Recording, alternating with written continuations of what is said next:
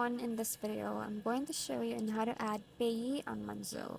So first thing you're going to need to do is open the application and then just log into your account if needed.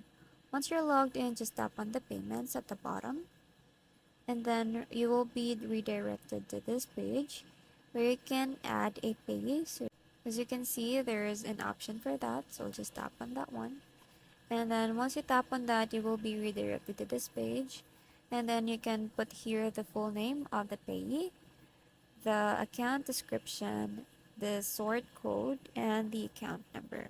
You can also add bank account.